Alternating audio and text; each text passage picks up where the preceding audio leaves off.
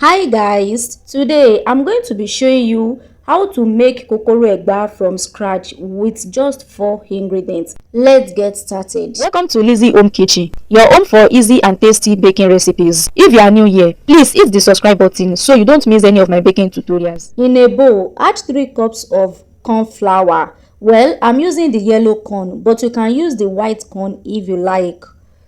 Add half tablespoon of salt. Then add your blended onions. Mix everything together until it is well combined. After that, add in your 2 cups of hot water and turn it very well like you are making your eba. If you have any question, you can just drop it in the comment section. So when I realized that the water is not enough, I had to add another 1 cup of water. Please, if you haven't subscribed yet, kindly do so now.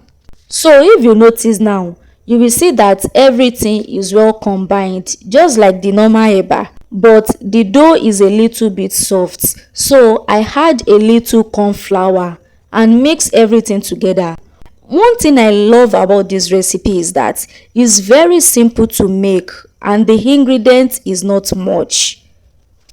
So if you notice now, you will see that the dough is not too watery and is not too thick.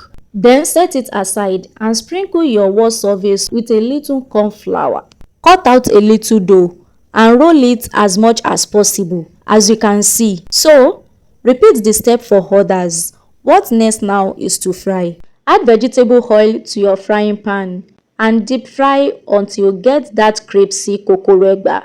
Please, if you haven't subscribed yet, kindly do so now and hit the notification bell so you won't miss any of my baking tutorials. Thanks for watching.